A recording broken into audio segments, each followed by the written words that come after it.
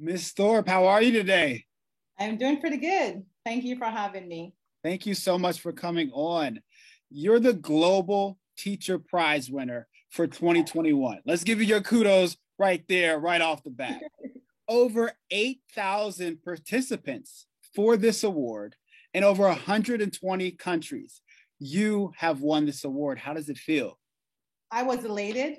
And when I think about the fact that I was chosen for the top 50, that was already a win for me. And so to be chosen in the top 10, I mean, that took it over the top because I never imagined that I would actually make maybe top 10 because the teachers who are in this category are unbelievably great people. They're doing great work with students. So being a part of that extraordinary talent for me, I was really hoping for the best, but to be announced as the actual winner, it was a very proud moment for myself. And just in that moment, I was just thinking about all of the people across the world that I'm representing, and with this platform. And it was such an honor to be recognized by the Varkey Foundation just at this level for all the work that I've done.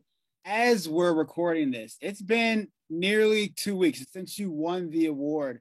Has it set in yet that you're the Global Teacher Prize winner? Not DMV, Right. not East Coast, not US, not Northern Hemisphere. You are the Global Teacher Prize winner. Has it really set in yet? So it is kind of finally setting in just a bit. I mean, I'm trying to get used to all of the attention because even in the past, I've never been someone to kind of like push myself in the spotlight because especially with my nonprofit organization, I tend to be someone who you would consider the well-oiled engine, I guess, behind the machine. And so, just giving opportunities to other people to shine always. And so for me, this is just a little bit different now that the attention is on me. So I'm trying to get used to it. Let's also give this opportunity for your students to shine. What are they like? Who are your students and what do you do in the classroom to help inspire and engage them? So, the students that I teach are mainly immigrants, right? And refugee students. And they're 100% English language learners. Their first language is not English. Some of them are newcomers meaning they're just entering into the United States and they also don't have any of the language. And that means that they come with a lot of different language challenges. So therefore, it's very important for me to use different strategies to help my students to overcome some of their social and cultural and even their language barriers, linguistic challenges. One of the strategies I think that I've used that I've found to be successful is that I would like to say that I always keep in mind the design of my curriculum and try to design from a global perspective with a social justice lens. And in so doing, it kind of brings into the classroom all of the diverse perspective of my students because they're from different parts across the globe. And really challenge them to work together, to collaborate on multiple assignments, to really push their critical thinking level to solve problems together. At the end of the day, for me, I really want to produce students who are like global citizens, who are problem solvers and can help change the world. I've figured out that some of my students are so smart and they have so many of the answers. And so, it's important for me to use my classroom to give them a voice, to just to amplify their voice, I guess you can say. So it is my responsibility to do that for them. Another thing I do is making sure that I use just culturally responsive practices to engage them in the teaching and learning process so that I really try to make learning for them really real and practical, if that makes sense.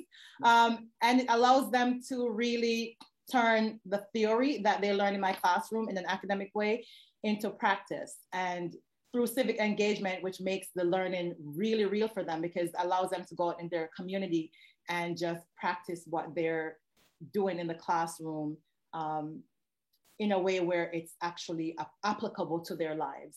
And because my students are English language learners, I think that's very important for them because they're struggling with the language. And so that's making learning relatable is one way to really support them and get favorable outcomes from them. So your students are immigrants and they're English learners. What can they get from your specific story, an immigrant from Jamaica? You know, our stories are a little bit different, but actually the same. We have some of the same. One of the things that bind us together and that connects us is that we have the same similar immigrant experiences, even though they come with an additional language challenge. And so for me, being where they are, most of pretty much all of them are from low to moderate income family, disadvantaged background, and we're all seen as minority here in the US.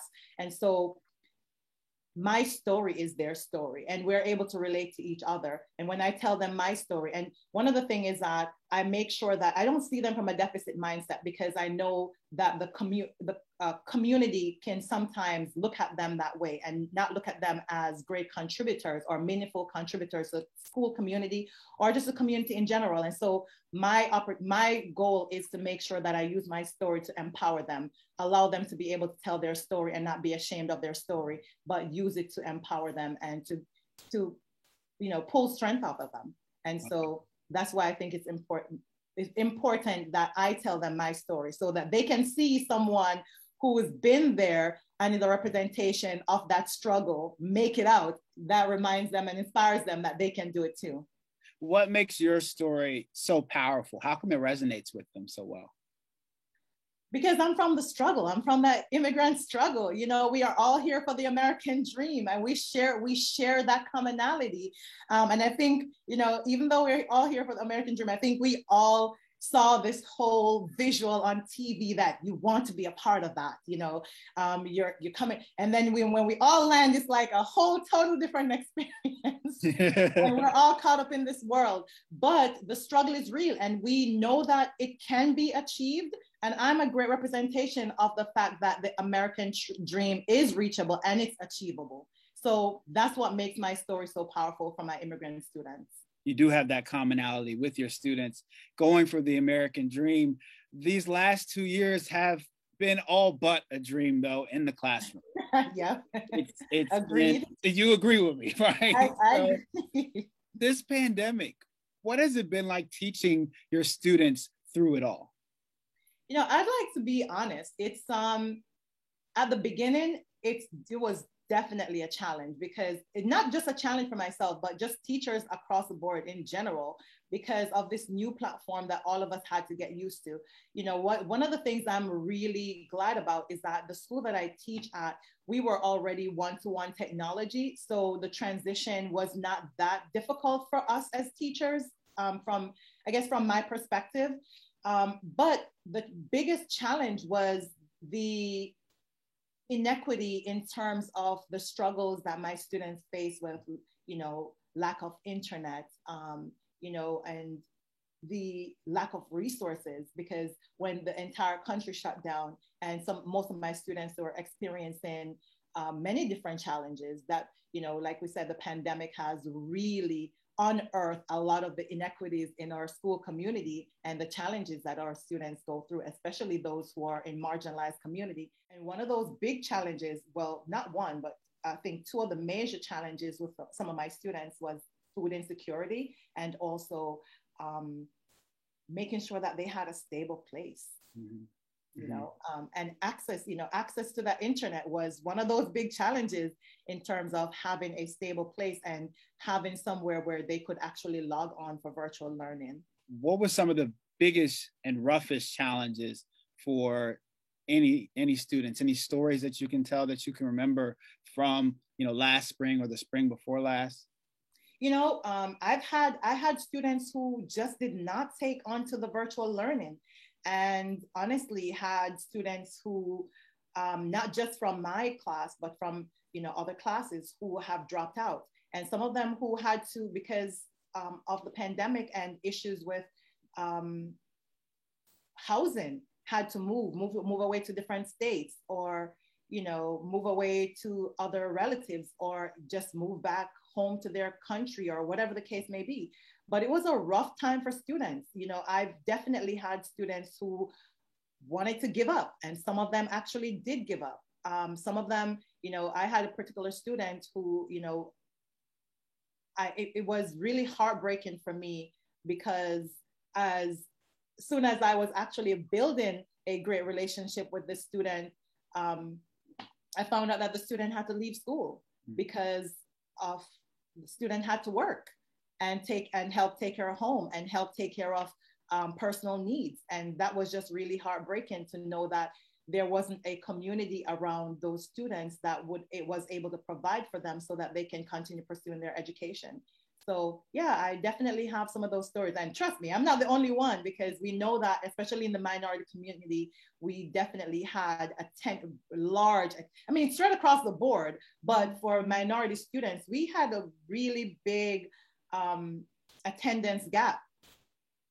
I didn't realize there was that big of an attendance gap at your school specifically. So when you see kids not showing up, right, day after day, or you realize that they have food insecurity in their households or unstable households, what is it that you do at that point in time? It was disabling for me because I wasn't sure what to do because of the pandemic. And you know, we have limited, well, not limited, we have no access to our students. We have no access to our school building. Before the pandemic, we were just on the verge of, our school is considered a community school. And so we were just on the verge of launching our resource center. So we started putting food in our resource center, clothing, personal hygiene needs, and so on. And so it was really tough because we didn't have access to our students and we didn't have access to the school building to go in and to take those resources or to invite them in to come and get those resources. So, you know, I'm this one person who is just always thinking about next steps, how I can make sure that all of my students have access and are receiving the resources that they need to be successful. When I see students in my class not showing up, I immediately, you know, reach out to my principal, and you know, we talked about doing a need assessment. We did a needs assessment. Of course, food insecurity was top of the list, and so I reached out to community members like the mayor and churches and different connections or network of people that I am involved with, and just asked them. I think one of the first time I reached out was closer to Thanksgiving, and I remember in Thanksgiving I received about 20 boxes from a church. And then I said, oh, wow, it started inspiring me. I'm like, oh, there's food out there, you know, and I got in my car. And I think it took me over 6 hours that one day to deliver 20 boxes because the school that I teach at is not necessarily located in the community that it serves, right? So students live in communities across town. And so I had to figure out where all these addresses were. And those communities were some of the first time I'm going to those communities, which really lets me know that as teachers, we really need to start going out into these school communities and finding out where these students live, because, you know, some of them did not necessarily come from the best communities or the greatest conditions. And that really impacts how we relate to students, how we build relationship with them, how we support them. And if we don't know these factors, we won't be able to service the whole child because there's information that we're missing. And so for me, I developed a Food for Change program under my Hope Beyond Distance Foundation, which help immigrants provide services for immigrant students and families. And then I started just in my own car, started delivering boxes of food, picking up food after school on Thursdays, and then again on Saturday. And then I realized that I had more students who are learning about the food program and are signing up. And so I started reaching out to other teachers to help me because my car couldn't do all of the work. And also, I 6 hours was a lot for a Saturday. So I started recruiting teachers to help me, and teachers started coming on board. And as soon as school reopened, our community school coordinator was hired. And then we started, collaborating and putting our resources together. And it went from 20 students I was serving to recruiting teachers, and we were doing 50 families. And then we were servicing now over 100. So, I think that that was one of the things that I was able to do, which also helped to increase my attendance in my class because students actually saw me. I show up at their home, their parents saw me, they saw me. And so they were showing up now because I think one of the things with COVID is that we didn't see the kids one-on-one to start building relationship with them. So when they see you show up at their home and you're telling them, I want to see you show up in my class, you know, and then you're dropping food off. I won't say they feel obligated, but it's almost like they have a sense of this teacher kind of cares, you know, let me show up, let me show my face.